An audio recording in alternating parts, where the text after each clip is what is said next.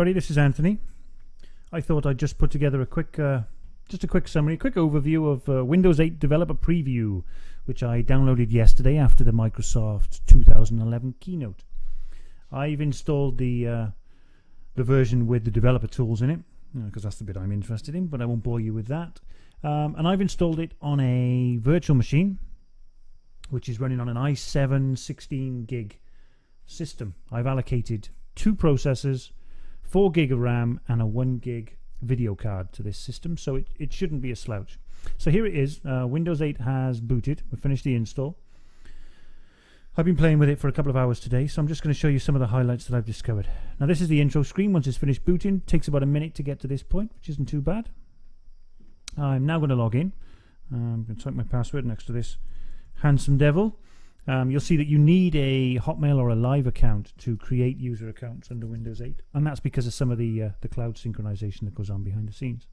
So here we are. This is Metro, quite unlike anything we've seen before from Windows. This is very much a tablet interface, a tablet style GUI. Unlike some other tablet interfaces out there, you'll see that these tiles or icons are different sizes, and they're also dynamic.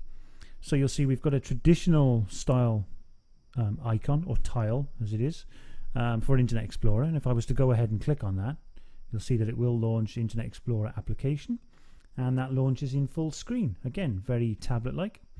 You'll see Internet Explorer has been rewritten.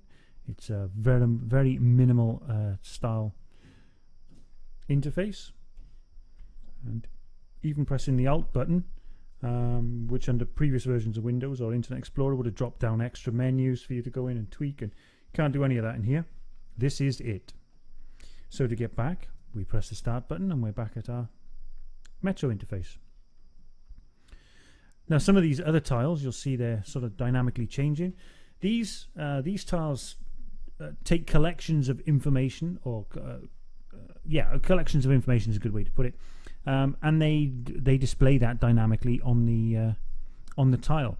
The idea being that you don't have to actually open an application to see the information that's in it. So in this case, I've got Tweetorama here, and as you can see, the tile is changing dynamically to show me the new tweets that are coming through. Here I've got a news app that's pulling information from a number of news sources, and the tile is dynamically changing to show me those sources. So let's go in and let me show you the news app. Once again, very minimalist, very tile-like, and you'll see that these are the 3 news sources that I'm using for feeds. And again, something that Metro likes to do is it likes to scroll horizontally. Getting used to Apple's Lion reverse scrolling took me a little while, and I think this horizontal scrolling is going to be another one that's going to take a while to get used to. But you know, here you are. These are my 3 feeds, and of course I can click on any one of these and it brings up the feed. Again, as I said, Metro likes to scroll horizontally, which I guess is more tablet-like in feel and feature. Now the bit that initially threw me with using it, I mean, I can understand this is really designed to be a touch interface, and as such, perhaps a mouse and a keyboard are not ideal, although they are still usable. So I kind of imagined that I was going to be clicking and dragging or trying to get back to my news app. In fact, I eventually discovered that a right click will produce a pop-up menu from the bottom, and I can return back like that. And here I am again at my news feeds. I very stupidly thought, well, if I right click, I'll be able to go back to the start menu, but no, I can't. I can add new news feeds, refresh and remove, but so a little bit of inconsistency, or perhaps a little bit of user training. Maybe it's my fault. But I'm sure it's something we can get used to. This isn't a final product. This is just a developer preview. So, I mean, it really is just a preview. So let's press the Start menu and go back. Let's look at some other apps. Here you can see I've got a dynamic weather tile that's showing me the temperature in my area. See some of the apps that they've included. Here we've got a Paint app. So that's, it's pretty simple. I have no idea whether this is HTML5 or this is a native app, or no idea. I'm going to get carried away with this drawing, aren't I? So I'd better stop. Anyway, there we are. That's Paint. We've got a piano app, which is like one of these sort of touch on-screen musical instrument apps. But this this app does demonstrate one of the niggles that I have with Windows 8. Apart from the fact that that looks like it's just crashed. Let's try that again. There's piano. Okay, so there's piano. Touchscreen app. Okay. Now here's the bit that. So I thought that, like a tablet, when I was closing down these apps and returning to the Metro, that it was closing the apps down. But you'll see, now that I'm out of that app, it's still playing. And unfortunately, Metro gives me no idea which app it was. If I had an app running in the background that suddenly started making noise, how would I know which one it was? Well, I've discovered that I don't. What I can do is I can go over to the... Let me stop that. It's going to get very annoying. So yeah, so I thought, you know, these apps would be closing like, you know, like an iPad. But they don't. As you saw then, they carry on playing. Now what you can do, if you go to the side, hold your mouse on the left-hand side and then use the wheel, you can actually scroll up and down and go through all the open apps. Of course, it's not going to do that for me now, because this is like all good demonstrations. I can assure you that it does. Okay, there you go. You see I can go through the apps that are open. So these apps are still open even after I'm returning to my Metro interface. If I go into the desktop, I don't see them, so I can't close them down from there. But if I go into the New Style Task Manager, I can see these apps are still playing. So I suppose I could end them from there if I really wanted to. Okay, but that's just a minor niggle. Other than that, I have not found a way to close an app.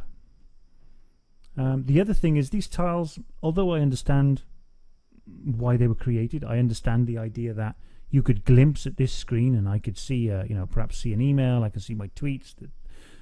If your news feeds or your Twitter feed is anything like mine, you know, this stuff just goes by too fast. This is not going to replace me opening the application and multitasking.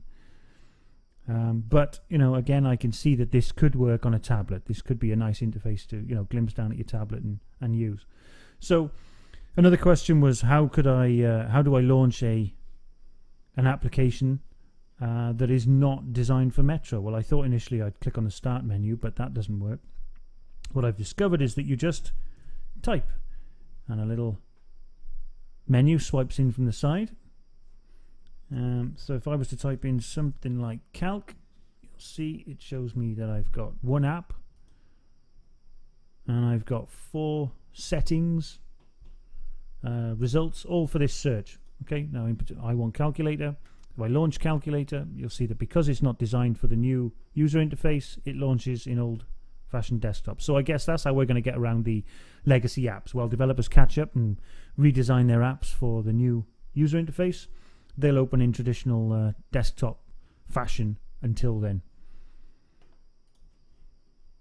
Now the other thing that Metro does quite well is that it hides some of the complexities of Windows from you. So in this particular case, I can go into users and I can change my password. Now that's certainly a lot easier than the old method where, although we can still get to it here, we'd have traditionally gone in something like this and then user accounts and then had to do it this way. I think the Metro interface is certainly a lot easier to use, certainly a lot more user friendly. While I'm here, let me just show you this neat feature. I liked this. I saw this on the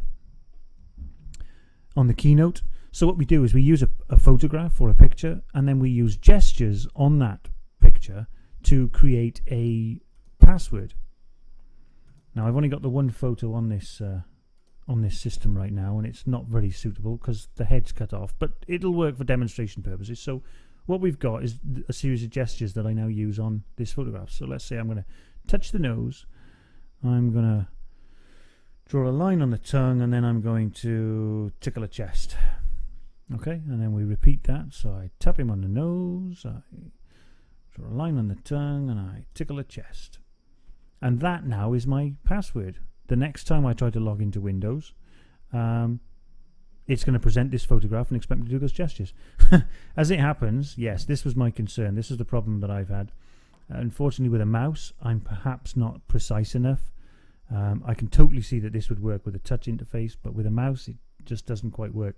And so I'm not actually going to use it because I nearly locked myself out earlier on, and I don't want to have to reload the system. Anyway, that's a very quick introduction to Windows 8 and the Metro interface. I'm going to have a play for a little while longer, and maybe I'll post a bit more detailed. Of course, if you've got any questions or queries, please feel free to post them below the video, or you can contact me at computerboffins, BOFFINS, on Twitter. Until then, have a great time and enjoy Windows 8.